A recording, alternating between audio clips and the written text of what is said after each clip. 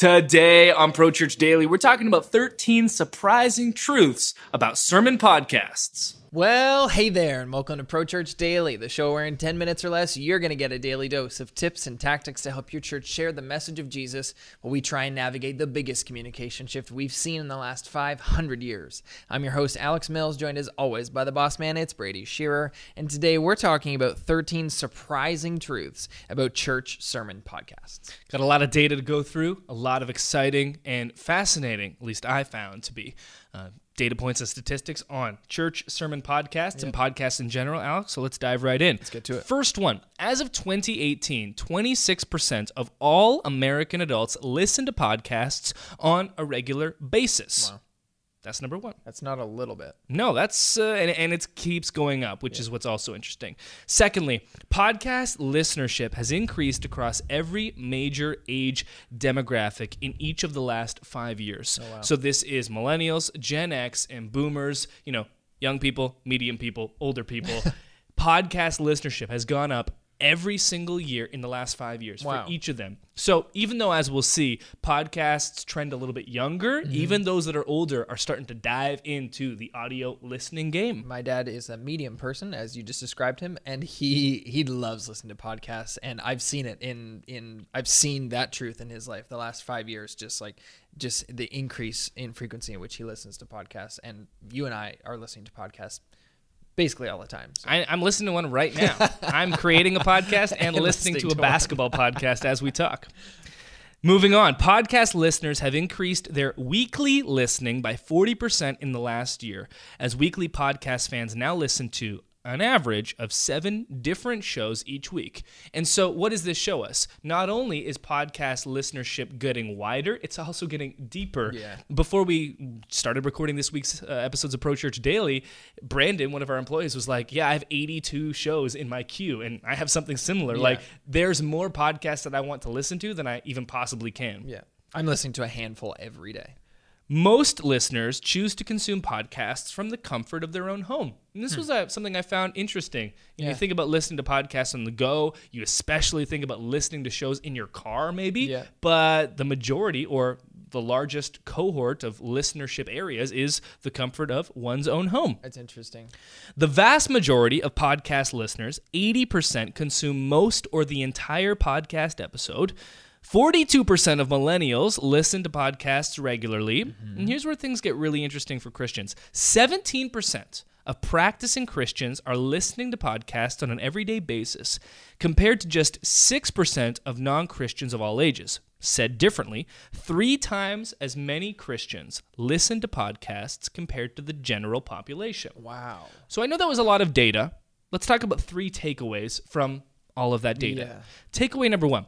Podcast listenership is on the rise and has been for the better part of the last decade. And perhaps most importantly, millennials, the largest living generation in the North American workforce, represent the age group most dedicated to podcasts. So not only has podcast listenership gone up in the last decade, it projects to continue to increase in the coming decade. Takeaway number 2, podcast listenership is 3 times greater amongst practicing Christians. Wow. And this presents a meaningful, opportunity for your church. A lot of the times when we think about digital media and Christians, we think about how Christianity is behind the times. Right. Well, when it comes to podcasting, we are significantly ahead of the time. 3 steps ahead. And so that's a huge opportunity for your church to take advantage of. Yeah. And takeaway number 3, 4 out of every 5 podcast listeners consume the entirety or majority of a podcast episode. So in a digital world of limited attention spans and mindless scrolling, podcasts represent a significant divergence from the norm because it's a long-form medium where long-form content is not only accepted, but actually celebrated. Yeah. You create a 30-minute, a 60-minute podcast, the vast majority of your listeners are listening to the whole thing. I don't know if it's just me, my personality type, if it's my oneness on the Enneagram scale, but I can't delete a podcast episode until that listened bar is fully complete. Like even if there's an outro, I skip it using the 15-second skip ahead to make sure I get to the end. Like I listen to every episode in its fullness. This is not an episode on the Enneagram, but Alex and I are both ones, which is the perfectionist, also known as the reformer. Right. This is the perfectionist side because I do the identical thing. I do the exact thing. And there's like 30 seconds left and they're just like, and make sure to check out Blue Apron. And I'm like, I'm not going to delete. 15 seconds, 15 seconds, 15 seconds. Complete. Done. I did it. No, we're terrible. 3 more secrets / takeaways that we want to talk about. I labeled these 3 secrets because when I discovered them, I was either shocked or they made a meaningful difference on our own podcast. Okay. Things that you don't really know but are hugely important to know. Secret number 1, podcast listeners are going to be your biggest supporters. Yeah. So almost certainly your podcast download stats for your church's sermon will disappoint you. They're not going to be glamorous. They're not going to be extravagant, especially when you compare them to like hits on your website or even social media reach. But here's the thing. Podcast is a medium that's all about depth, not width. Yeah. When we go to conferences, when we do meetups, when people come to talk to us, our biggest supporters of Pro Church Tools are almost always podcast listeners. Yeah. Because if you spend an hour plus with somebody in your ear every single week, that represents a huge commitment from them. Yeah. So don't be discouraged by podcast download numbers or metrics that are kind of discouraging because it's all about depth, not width. Awesome. Secret number 2 is a tool actually called smartURL. Even though Apple Podcasts is still the biggest platform when it comes to listening to podcasts, there are so many different applications like TuneIn Radio, like Spotify, like Overcast, like Breaker, like Google Play. There are so many different ones. And so what you should consider doing is using a tool like smartURL. You can see an example of what this will look like at our Pro Church Daily website. The URL, like Alex said, prochurchdaily.com. Basically, this page is what's called a pivot page. So someone lands on prochurchdaily.com, and it shows all of our podcasts, and then it gives them an option of where they wish to subscribe. Anywhere. Exactly. So it shows Spotify, TuneIn, Overcast, YouTube, Apple Podcasts, Google Play, and whatever destinations you want to include. And so that way your visitor can choose where they wish to subscribe. Yeah. It's a great way to kind of create a pivot page for your podcast. That's so helpful because when we first started hosting podcasts and uploading our sermons to podcasts, I was doing it exclusively to the Apple Podcast store, and I got some pushback from a small number of people in our congregation say, "Hey, I would love to listen to the sermon, but I'm on this phone or that phone," and I was kind of scrambling, so I'd give them like the direct RSS feed link. Be like, well, you can listen to it here, whatever. This is perfect.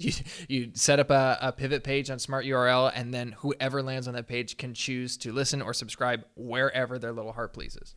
The final secret, really the most important, I think, is to make sure that you're hosting every single episode of your podcast on your website. You don't need to host the audio file there, but you need to have a page dedicated to your podcast as a whole and then every single episode of your podcast. And the reason for this is because it's one thing to point people to another location, but when it comes to SEO, and when it comes to owning your own content, you need to have control of that as well. So this isn't necessarily an either or thing, it's a both and. We call this a sermon engine, where all of your content is in one place, where it's easy to find, easily organized, easily categorized.